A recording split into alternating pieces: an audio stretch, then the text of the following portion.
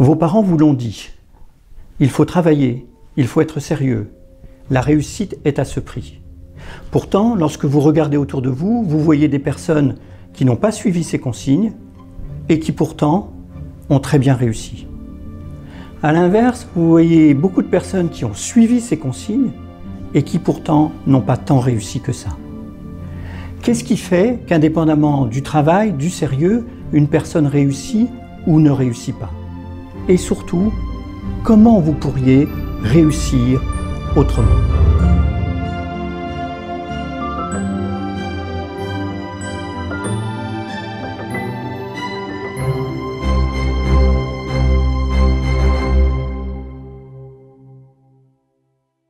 Bonjour à tous.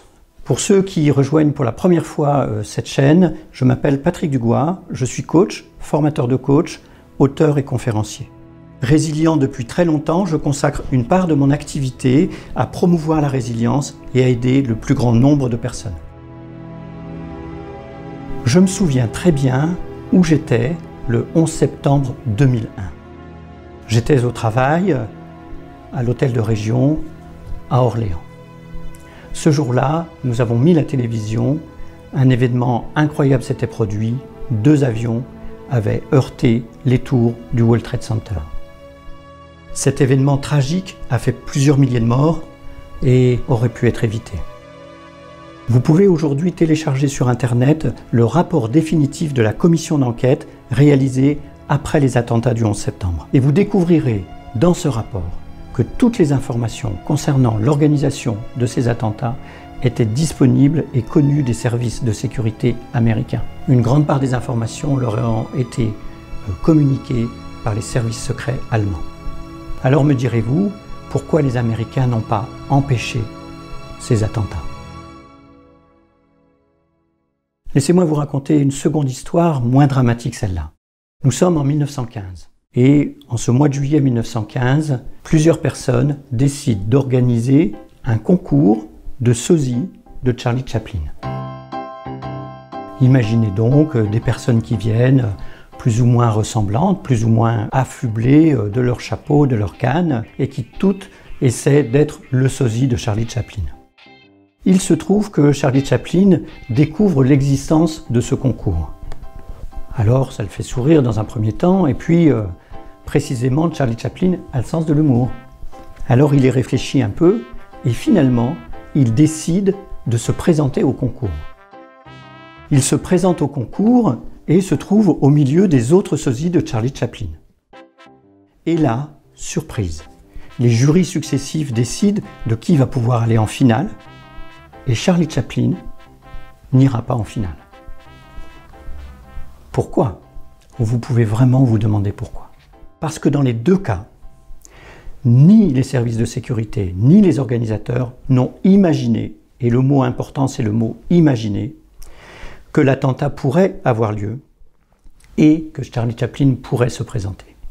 Et comme ils n'ont pas imaginé que c'était possible, que ça pouvait arriver, alors ils n'interviennent pas dans le cas de l'attentat, alors ils ne voient pas de Charlie Chaplin dans le cas du concours. Dans les deux cas, un mécanisme se produit. Quel est ce mécanisme? Ce mécanisme, il a été décrit par un chercheur, un enseignant-chercheur d'HEC qui s'appelle André Housselet. Il a d'ailleurs raconté ce mécanisme dans un livre qui s'appelle Créateur de monde. André Housselet nous explique qu'en réalité, chacun d'entre nous, nous vivons dans un bocal. Nous sommes comme des poissons dans un bocal. Le bocal symbolise notre environnement. C'est tout ce qui se passe autour de nous. Mais chacun, nous avons un bocal que nous nous sommes créés. Et chacun d'entre nous, nous pouvons choisir d'avoir un petit bocal ou d'avoir un grand aquarium. Chacun d'entre nous, nous allons avoir un environnement qui s'impose à nous, mais nous allons avoir aussi créé mentalement cet environnement. Et André Housselet raconte et explique qu'en réalité, nous allons construire cet environnement avec des catégories. Et ces catégories, c'est la catégorie des possibles et la catégorie des impossibles. Ce que nous dit André Housselet, c'est que pourquoi les services de sécurité n'interviennent pas le 11 septembre, c'est que oui, ils ont des explications, oui, ils ont des informations, mais à aucun moment ils n'imaginent que des attentats vont être réalisés par des avions civils.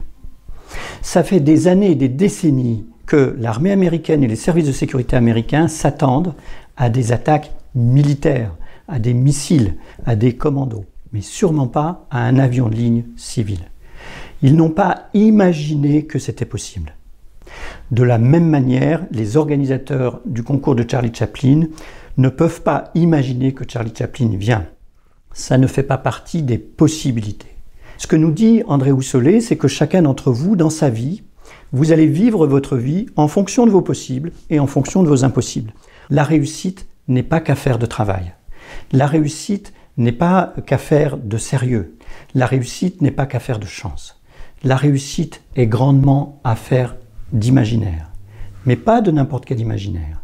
Il ne s'agit pas simplement de rêver ou de fantasmer une vie formidable pour avoir une vie formidable. Non, il s'agit plus sérieusement, plus profondément de revoir notre mode de construction du monde et surtout de distinguer ce que nous pensons qui est possible et ce que nous croyons qui est impossible. Ça veut dire que vous pouvez changer votre vie. Ça veut dire que vous pouvez vivre autrement, sortir de vos difficultés en réfléchissant à vos possibles et en réfléchissant à vos impossibles. Et je vais vous proposer de faire un exercice. Cet exercice est simple. Vous prenez un papier, un crayon et vous allez prendre le temps d'écrire tout ce qui vous paraît possible pour vous dans votre vie. C'est possible que si je joue au loto, un jour je gagne. C'est très improbable, mais c'est possible. C'est possible que si je travaille beaucoup et que je suis sérieux, je puisse avoir une vie relativement confortable. Mais ça n'est pas certain. C'est possible pour moi de trouver une nouvelle personne pour construire ma vie. C'est possible de guérir d'une maladie. C'est possible. Et à l'inverse, une fois que vous avez travaillé sur tous vos possibles, je vais vous inviter à construire vos impossibles. Par exemple, vous pourriez construire une liste d'impossibles du type « Je ne serai jamais très riche ». Je ne peux pas me guérir de cette maladie très grave dont on m'a dit que je ne pourrais jamais me sortir. Alors, rassurez-vous, je ne suis pas médecin. Mais je peux quand même vous raconter une histoire. C'est l'histoire de Milton Erickson, l'inventeur de l'hypnose ericksonienne. C'est quelqu'un qui est un des plus grands thérapeutes de tous les temps. Et lorsqu'il était jeune, il a été atteint d'une maladie très grave. Il est dans son lit et il entend, derrière la porte, qui est restée entrouverte, après que le médecin soit venu le voir, il entend un échange entre sa mère et le médecin. Et le médecin explique à sa mère que Milton ne passera pas la nuit. Alors Milton Erickson entend ça, et une fois le médecin parti, il va demander à sa mère de changer la place de son lit, de manière à ce que son lit fasse face à la fenêtre. Et pendant toute la nuit, il va se promettre de voir le jour se lever, c'est-à-dire de passer la nuit. Comme il est Milton Erickson et qu'il s'intéresse à l'hypnose, il va utiliser ce qu'il sait déjà de l'hypnose. Il va travailler sur le mental et il va travailler sur ce qui est possible. Pour lui, il est impossible qu'il meure cette nuit-là et il est possible qu'il passe la nuit. Il va faire ça cette nuit-là et il verra le jour se lever et il verra beaucoup d'autres jours se lever puisque Milton Erickson est mort à plus de 70 ans. Il a été malade toute sa vie, il a souffert toute sa vie, il était dans un fauteuil roulant, mais il a accompagné, soigné des milliers et des milliers de personnes grâce aux compétences qu'il a acquises en survivant cette nuit-là. C'était pourtant jugé impossible. Si je vous propose cet exercice, c'est qu'il y a d'autres impossibles dans votre vie. Listez-les, n'hésitez pas. C'est impossible par exemple que je n'ai plus de dettes. C'est impossible que je retrouve un travail parce que j'ai 55 ans. C'est impossible que j'ai une nouvelle vie amoureuse parce que ça fait 2 fois que ça se passe mal. Vous allez faire cette liste d'impossibles et ensuite, vous allez vous demander « Et si chacun de ces impossibles n'était que mon imaginaire? Et si chacun de ces impossibles devenait un possible? Qu'est-ce qui se passerait ?»